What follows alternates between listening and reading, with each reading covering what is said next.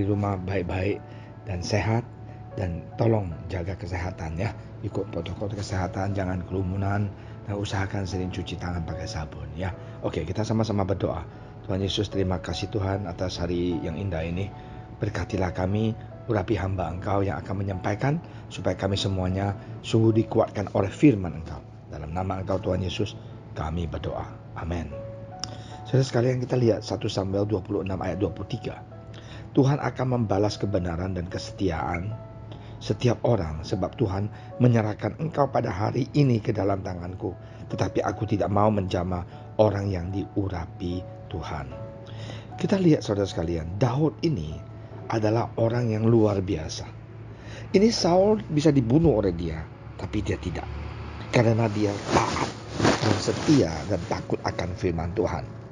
Nah, marilah saudara sekalian, jangan kita jenuh berbuat baik.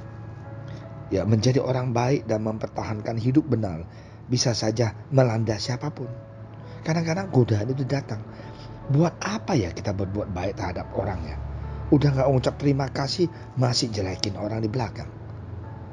Masalahnya tidak akan kutunjuk serta. Inilah sifat manusia.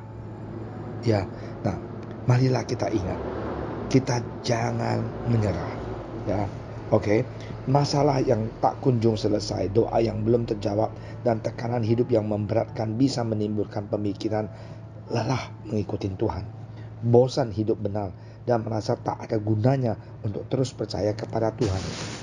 Kadang-kadang kita bingung, ngapain Tuhan ngajarin kita ngalah-ngalah, tapi orang udah nggak, kita udah ngalah, tetap aja naik ke atas kepala kita.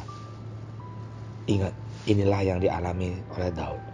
Udah dia tidak membunuh Saul, tapi Saul tetap mencari dia, nguberin dia, mau membunuh dia.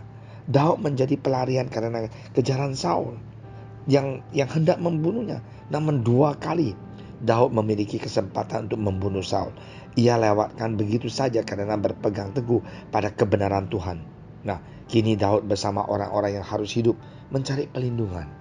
Kalau dia bunuh dia ya udah beres, ngapain sih cari pelindungan lagi? Tapi Daud takut akan firman Tuhan. Daud tidak mau menyentuh raja yang diurapi Tuhan. Memang raja itu ngaul, nggak benar, tapi bukan urusan Daud. Ya, jadi saudara sekalian, pengejaran Saul mungkin begitu menekannya hingga Daud sampai pada satu titik jenuh dalam mempertahankan hidup benar. Daud pun mengambil langkah pintas dengan mencari perlindungan dari musuhnya. Suatu tindakan yang bertentangan dengan kehendak Tuhan. Perhatikan bahwa niat keliru Daud berawal dari pikiran yang salah. Tetapi Daud berpikir dalam hatinya, bagaimanapun juga pada suatu hari aku akan binasa oleh tangan Saul. Nah, sungguh berbanding terbalik dengan janji Tuhan kepadanya untuk menjadi raja Israel. Dia takut. Nah, ia bahkan berpikir negatif bahwa tidak ada yang lebih baik baginya selain meluputkan diri ke negeri orang Filistin. Daud yang sebelumnya begitu gigih mempertahankan hidup benar dengan tidak membunuh Saul, kini bertindak salah. Tindakan ini akhirnya menimbulkan banyak masalah, sampai-sampai ia berbohong kepada Raja Akis, walau akhirnya Tuhan menolongnya. Tetapi Daud harus membayar harga atas kesalahan tersebut. Kita pun bisa saja melakukan janji-janji firman Tuhan, iya bukan? Terlepas dari beberapa lama kita menjadi orang percaya, tidak peduli saat berada dalam kondisi tertekan, ada kalanya iman kita terguncang dan kita tergoda untuk menyimpang dari firman Tuhan. Ya, namun ayat firman Tuhan hari ini meneguhkan kita bahwa Tuhan menghargai, bahkan membalas kebenaran dan kesetiaan anak-anaknya.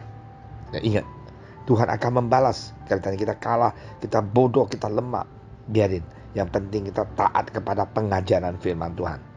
Karenanya betapapun situasi sangat menghimpit, setiap keputusan dan tindakan kita harus tetap selaras dengan firman-Nya. Saat hendak mengambil keputusan, cobalah berpikir apa yang dikatakan oleh firman Tuhan dengan tindakan yang akan kita perbuat ini. Jangan pernah bosan untuk hidup benar, dan jangan izinkan tekanan membuat kita menyimpang dari kebenaran firman Tuhan. Dan kamu akan tanya, Pastor Amin, memang Pastor Amin juga ada masalah kayak gitu? Oh yes. Berapa bulan yang lalu saya merasakan tertekan. Tertekan apa? Ada satu orang ini, pendeta. Kita sering membantu dia. Tetapi karena ini mau pemilihan, ya, jadi ketua, mulai jelekin kita. Dan saya bingung, kenapa ya? Apa sih salah aku terhadap dia gitu loh. Padahal apapun dalam kesusahan dia, dalam pelayanan yang kita sanggup membantu sedikit, kita bantu. Tapi sekarang dia begitu keji dan kejam, menjelekin, mencari kesalahan saya. Apa yang harus kita lakukan? Berdoa dan ketawa saja. Ada dua hal yang kita bisa lakukan, yaitu kesal, balas dendam. Dan pertama, yang kedua adalah berdoa dan mempunyai sikap yang dewasa.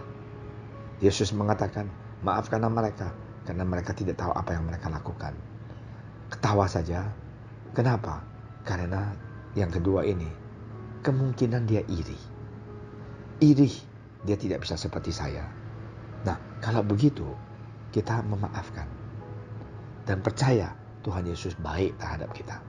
Apa yang Tuhan telah berikan buat kamu sekarang ini, saudara sekalian, luar biasa berkat dia. Maka itu, kita harus mengucap syukur kepada Tuhan. Apa yang kita ada itu adalah titipan dari Tuhan. Mati pun kita tidak akan bawa apapun. Tapi ada satu hal, kasih kita kepada orang lain, itu akan hidup sampai selama-lamanya. Mari kita jangan bosan untuk berbuat baik.